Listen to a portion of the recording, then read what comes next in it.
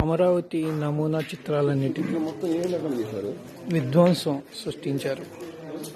అమరావతిని భౌతికంగా మరియు ఆంతరంగికంగా నాశనం చేసే ప్రయత్నానికి ఖచ్చితంగా ఇది ఒక విద్రోహం కింద భావించాల్సిన అవసరం ఉంది.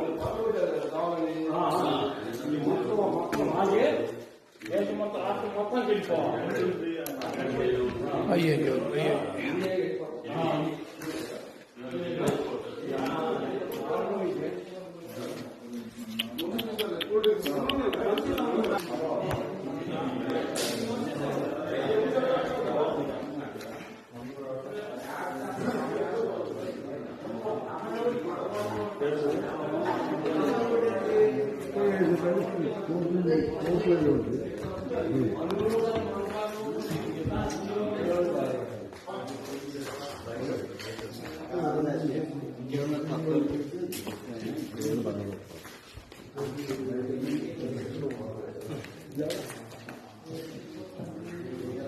వాళ్ళ ముడుపులు వాళ్ళు తీసుకున్నారు, సహకరించారు దోపిడీకి. ఓకే, పర్లేదు చాలా. కారు కూడా పక్కన పడేసి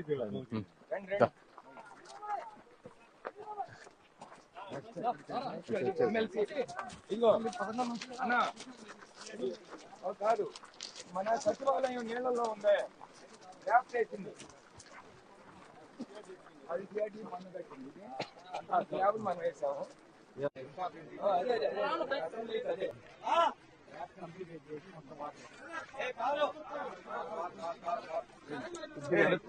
కొద్దిగా ప్లీజ్, కొద్దిగా బ్యాక్ ఉండండి.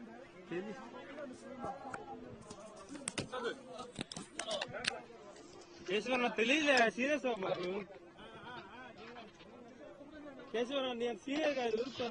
ఈ అమరావతి ప్రాంతం రాజధాని ప్రాంతంలో పర్యటిస్తూ ఉన్నాం. ఈ పర్యటించిన ఉద్దేశం ఏంటంటే ప్రజలకు వాస్తవాలు తెలియజేయాలి, అబద్ధాలను మనం ఎత్తి చూపించుదామనే ప్రథమ ఉద్దేశంతో ఈరోజు స్టార్ట్ చేసాం. ఆయన ఏం చెప్పారు? మొట్టమొదటి జగన్మోహన్ రెడ్డి గారు ఈ ప్రాంతంలో ఇన్సైడర్ ట్రేడింగ్ జరిగిందని చెప్పారు. మరి ఆయన 5 సంవత్సరాల నుంచి అధికారంలో ఉన్నారు. ప్రతిదీ ఫైలు భూతద్దంలో పెట్టి వెతికారు. ఎక్కడ 1 ఎకరం కూడా అవినీతి జరగలేదు, ఇన్సైడర్ ట్రేడింగ్ జరగలేదు అనేది స్పష్టం. ఎందుకంటే ఏమీ నిరూపించలేకపోయారు, అది ఒక అబద్ధం. రెండోది, ఈ ప్రాంతంలో దాదాపుగా 139 సంస్థలు చంద్రబాబు నాయుడు గారు తీసుకొస్తే వాటన్నిటికీ జీవోల రూపంలో ల్యాండ్స్ అలాట్ చేస్తే వాటిని మొత్తాన్ని క్యాన్సిల్ చేశారు. అవి వచ్చుంటే 10 లక్షల ఉద్యోగాలు వచ్చాయి. సో 10 లక్షల మంది పేద ప్రజలు పొట్టగొట్టారు. తర్వాత ఈ చుట్టుపక్కల ప్రాంతంలో ఉన్నటువంటి భూమిని కరెక్ట్గా ఒక సమర్థవంతమైన నాయకుడు కనుక వాడుకొని ఉంటే ఈరోజు 2 లక్షల కోట్ల రూపాయల ఆస్తి, ఇది ఆంధ్ర ప్రజలందరికీ సంబంధించినటువంటి ఆస్తి. ఎందుకంటే ఇప్పుడు హైదరాబాద్ లాంటి మహానగరం, ఇప్పుడు హైదరాబాద్లో చూస్తూ ఉంటే ఎంత వాల్యూస్ ఉన్నాయో మీరు అర్థం చేసుకోండి. అలాంటి ఆస్తిని మొత్తాన్ని కూడా కేవలం ఉపయోగించుకోకుండా వదిలిపెట్టారు. తర్వాత ఈ చుట్టుపక్కల ప్రాంతంలో టిట్కో ఇళ్ళు 5,000 ఇళ్ళు కట్టాం.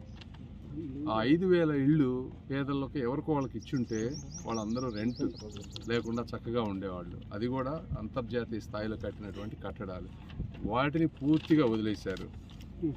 తర్వాత ఇక్కడ ఈ ఎంటైర్ రాజధాని ప్రాంతం డిజైన్ అనేది ఒక డాలస్ కంటే కూడా గొప్పగా డిజైన్ చేశారు. అమెరికా లాంటి నగరాల కన్నా కూడా డాలస్ కానీ సింగపూర్ కానీ ఇవన్నీ 20-30 ఏళ్ల క్రితం డిజైన్ చేసినటువంటి నగరాలు. ఇప్పుడు లేటెస్ట్గా అవన్నిటినీ బేస్ లైన్ తీసుకొని వాటికంటే బెటర్గా డిజైన్ చేసింది ఈ మహానగరం. ఇది కనుక కంప్లీట్ అయి ఉంటే, సో దాని మీద ఒక అవగాహన లేదు జగన్మోహన్ రెడ్డి గారికి. అందులో మల్టిపుల్ జోన్స్ చేశారు. ఇప్పుడు R5 జోన్లో సాఫ్ట్వేర్, హార్డ్వేర్ ఇండస్ట్రీస్ వచ్చే విధంగా, అంటే దాదాపు 3.5 లక్షల నుంచి 4 లక్షల ఉద్యోగాలు వచ్చే విధంగా వాటిని చేశారు. అదే R3 జోన్లో 2,500 ఎకరాలు పేదవారికి టిట్కో ఇళ్ళు ఎలా కట్టామో 2,500 ఎకరాల్లో కొన్ని లక్షల హౌసింగ్ కట్టే విధంగా ప్లాన్ చేశారు. 2,500 ఎకరాలు. జగన్మోహన్ రెడ్డి గారు ఏం చేశారు? ఈ R5 జోన్లో సాఫ్ట్వేర్, హార్డ్వేర్కి ఏదైతే పెట్టామో ఈ ప్రాంతం అంతా డిస్ట్రాయ్ అవ్వాలని చెప్పి అక్కడికి తీసుకువెళ్ళి ల్యాండ్ పట్టాలని పేదవాళ్ళకని ఇస్తూ ఉన్నారు.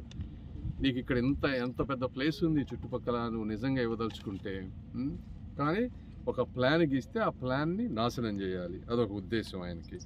ఆయన మాత్రం ఆయన చుట్టుపక్కల తాడేపల్లిలో ఉన్న ఇళ్ళన్నీ కూల్చిపారేశాడు. 40 కిలోమీటర్ల దూరంలో తీసుకెళ్ళి ఎక్కడెక్కడో ఇళ్ళు ఇస్తారంట. అది ఈ ప్రాంతంలో ఉన్న వాళ్ళకి ఇవ్వట్లా, వేరే ప్రాంతం నుంచి తీసుకొచ్చి ఈ ప్రాంతంలో ఓట్లలాగా జాయిన్ చేసి ఇక్కడ లోకల్గా ఉండే లోకేష్ గారిని కానీ ఇంకోళ్ళని కానీ ఓడించాలనేటువంటి ఒక దురుద్దేశంతో చేశారు. ఇంకొకటి,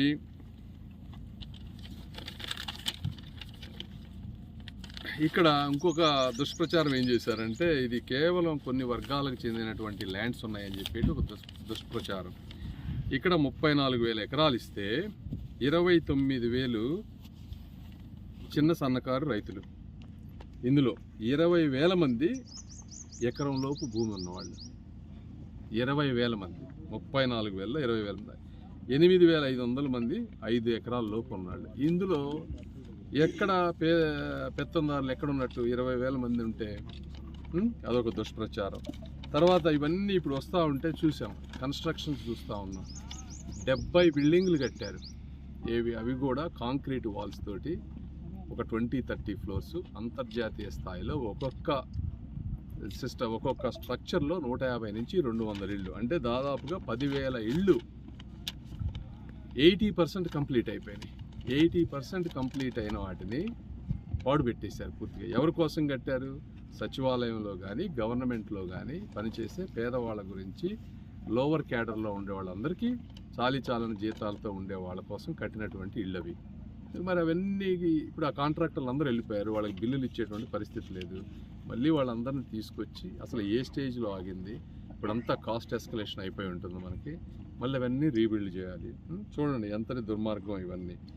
ఇక్కడ ఈ రాజధాని ప్రాంతంలో పనిచేస్తూ ఉంటే, ఈ కన్స్ట్రక్షన్ అన్నీ అవుతూ ఉంటే దాదాపు 70,000 నుంచి 1,00,000 మందికి ఉద్యోగాలు వచ్చాయి. సో చుట్టుపక్కల చదువుకున్న వాళ్ళకి కానీ వేరే వాళ్ళకి కానీ ఉద్యోగాలు లేని పరిస్థితి. ఫైనల్గా ఇది అంబేద్కర్ స్మృతివనం. ఇది 125 ఎకరాలు. అంటే ఈ అమరావతి ప్రాంతంలో కూడా ఈ నిర్మించబోయేటువంటి మహానగరం, అంటే కొన్ని వేల సంవత్సరాలకు ఉండబోయేటువంటి మహానగరంలో అంబేద్కర్ గారి స్మృతివనం ఉండాలి. అంటే ఎస్సీ ఎస్టీలు కానీ ఇంకొకరు కానీ వాళ్ళ ఆత్మాభిమానం నిరంతరం ఈ ప్రాంతంలో ఉట్టిపడే విధంగా, ఇది కేవలం ఒక డబ్బున్న వాళ్ళకే కాదు అన్ని వర్గాల వారికి అని అక్కడికి వచ్చి ఆ పార్కులో కానీ ఆ విధంగా చూసుకునే విధంగా ఒక ఇంటర్నేషనల్ కన్వెన్షన్ సెంటర్ని ఇవన్నీ కలిపి చేశారు, ప్లాన్ చేశారు. అందులో దాదాపు 25 కోట్ల రూపాయలు ఖర్చు పెట్టారు. అది కూడా చివరికి దాంట్లో కూడా రాజకీయం చేసేసి ఇక్కడి నుంచి తీసేసి వేరే దగ్గర పెట్టాలనుకున్నారు. వేరే దగ్గర సరే మీరు పెట్టాలనుకుంటే పెట్టండి, కానీ ఈ ప్రాంతంలో తీసేయాల్సిన అవసరం లేదు. అంబేద్కర్ గారు అనే వ్యక్తి భారతదేశానికి ప్రతి ఒక్కరికి సంబంధించినటువంటి వ్యక్తి. ఆంధ్రప్రదేశ్కే కాదు, తెలంగాణలో పెట్టారు. అన్ని వర్గాలకి సంబంధించిన వ్యక్తిని కేవలం అందులో రాజకీయ కక్ష చూపించేసి ఒక వర్గానికి మాత్రమే అందే విధంగా ఆయన ప్లాన్ చేశారు. బట్ ఏదేమైనప్పటికీ ఈ ప్రాంతంలో చూసిన ఈ డిస్ట్రక్షన్ చూస్తూ ఉంటే 10,000 కోట్ల రూపాయల ఖర్చు తెలుగుదేశం పార్టీ కానీ చంద్రబాబు నాయుడు కానీ ఆ రోజు గవర్నమెంట్ ఖర్చు పెట్టింది. ఈ 10,000 కోట్ల రూపాయలు ప్రజలు కట్టిన పన్నులు. సెంట్రల్ గవర్నమెంట్ 1,500 2,000 కోట్లు ఇచ్చింది. మిగిలిన 8,000 కోట్లు సొంతంగా ఈ ప్రాంతంలో తయారు చేసుకున్నటువంటి డబ్బు. ఈ డబ్బు అంతా కూడా ఈరోజు వేస్ట్ అయిపోయింది. చాలా వరకు రోడ్లు చూస్తే పిచ్చి ముక్కలు మలుస్తూ ఉన్నాయి. కొన్ని చోట్ల రోడ్లంతా తవ్వుకొని వెళ్ళిపోయారు. ఇవన్నీ చేయాల్సినటువంటి పరిస్థితి. కాబట్టి ఈ జగన్మోహన్ రెడ్డి గారిని ఇంకా 4-5 ఎవరైనా ఓట్లు వేసేవాళ్ళు ఉంటే ఇవన్నీ మేము విజువల్స్ చూపిస్తాం. ఇక్కడ వచ్చి చూస్తే కానీ ఇక్కడ ఉన్నటువంటి హృదయ విదారకమైనటువంటి సిచ్యువేషన్ అర్థం కాదు. అవన్నీ మీకు అందరికీ మేము ఫేస్బుక్లో కానీ సోషల్ మీడియాలో కానీ చూపిస్తాం. మీరు కూడా చూడండి. ఒక ఉన్మాదికి, ఒక ఉగ్రవాదికి, ఒక అరాచకవాదికి అధికారం ఇస్తే ఎలా ఉంటుంది సమాజం అనే దానికి ఇదంతా నిలువెత్తు నిదర్శనం. మేము వచ్చిన వెంటనే ఇవన్నిటిని మళ్ళీ రీబిల్డ్ చేస్తాం. తప్పకుండా ఆంధ్రప్రదేశ్ రాజధాని అమరావతి ఉండే విధంగా చంద్రబాబు నాయుడు గారు ఉన్నంత వరకు, లోకేష్ గారు ఉన్నంత వరకు, నేను ఇక్కడ ఎంపీగా ఉన్నంత వరకు ఈ రాజధానిని అంగుళం కూడా ఎవరి వల్ల కాదు కదల్చడం. Thank you.